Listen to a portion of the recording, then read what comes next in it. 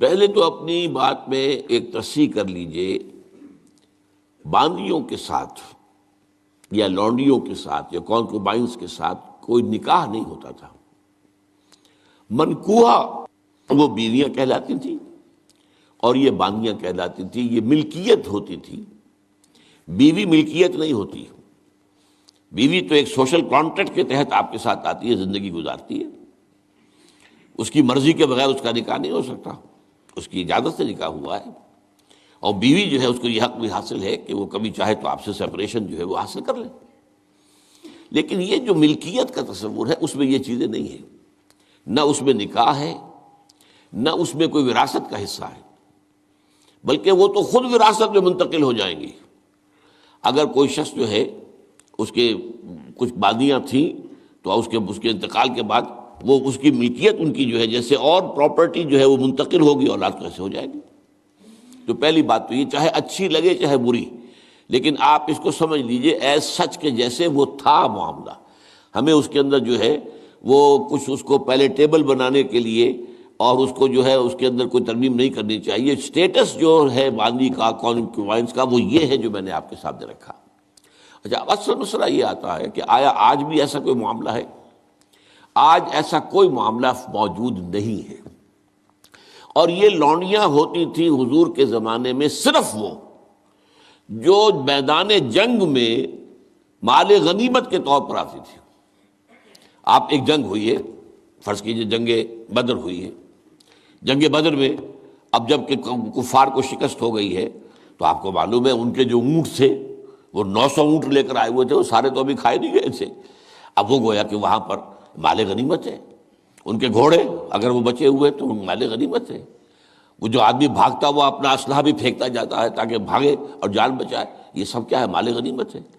ایسے ہی اگر وہاں کوئی عورتیں بھی آئی ہوں، میرے علم میں نہیں ہے کہ بدر میں آئیں یا نہیں آئیں، احد میں تو آئیں، لیکن بدر کے بارے میں مجھے یقین کے ساتھ معلوم نہیں ہے، لیکن اگر عورتیں بھی آئی ہوں تو وہ باندیاں ہوں گی، وہ تقسیم ہو جائیں گی۔ یہ جو اصل غلام کا اور باندی کا تصور ہے اسلام میں، یہ پی او ڈبلیو کا حل ہے، prisoners of war, what to do with them. یا تو اب آپ جو ہے بڑے بڑے جو ہے کنسنٹریشن کیمپس قائم کر دیجئے، ان میں پڑے سڑ رہے ہیں، وہ سب کے سب جو ہے کنسنٹریشن کیمپس کے اندر ہوتے۔ اب وہاں پر ان کا کیا معاملہ ہے؟ تو ان کے لیے اگر وہ مرد ہیں ان کے لیے ان کی کوئی جنسی تسکین کا کوئی سامان نہیں، اگر عورتیں ہیں ان کی جنسی تسکین پر تقاضے کا کوئی سامان نہیں۔ ہاں، کھانے پینے کو تو ظاہر بات ہے کچھ نہ کچھ راشن واشن جو ہے وہ تو جو بھی دنیا میں پی او ڈبلیوز کا معاملہ ہوتا ہے کھانے پینے کو دیا جاتا ہے۔ اسلام نے یہ کیا ہے کہ بجائے اس کے کہ پی او ڈبلیوز جو ہیں وہ اسلامی بیت المال پر بوجھ بن جائے، انہیں ایبزارب کرو معاشرے کے اندر، انہیں تقسیم کر دو لوگوں کے اندر، اور ان کی حیثیت غلام کی اور باندی کی ہوگی۔ انہیں آپ کو کھلائیں بھی وہ، حضور فرماتے ہیں جو خود کھاتے ہو وہ کھلائیں، جو خود پہنتے ہو وہ پہناؤ، اچھے سے اچھا سلوک کرو۔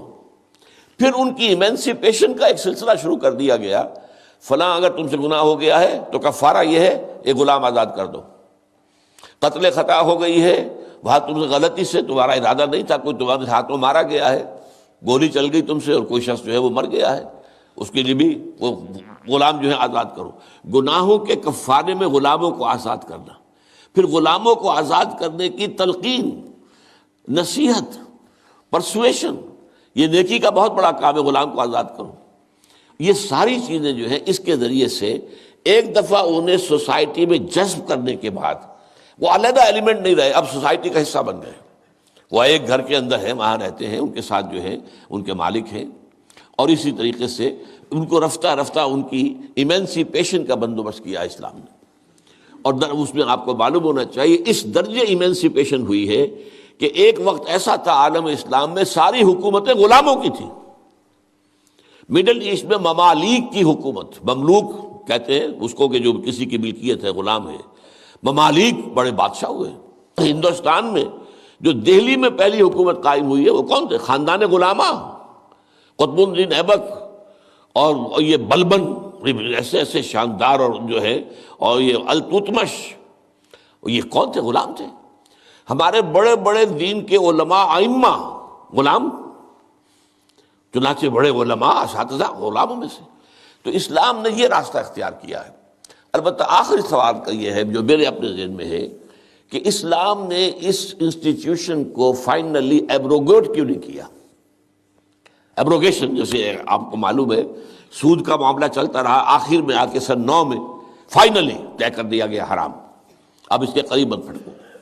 اس کی حکمت میرے نزدیک یہ ہے کہ یہ خالص اسلامی جہاد ہونا ہے قیامت سے قبل ایک مرتبہ بہت بڑے پیمانے پر، جس کو کہا گیا ملاحم، اور جس پر پورے باب جو ہیں وہ احادیث کی کتابوں میں ہیں۔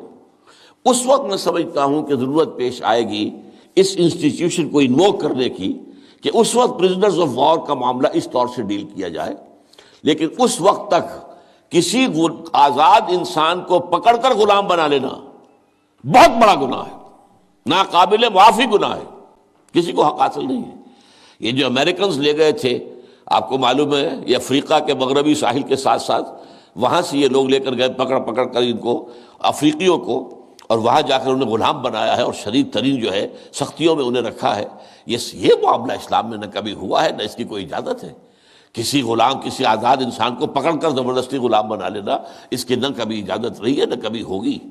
البتہ پرزنرز آف وار کے معاملے میں یہ شکل ہے جو اسلام میں رہی ہے، اور ہمیں اسی طریقے سے سمجھنا چاہیے۔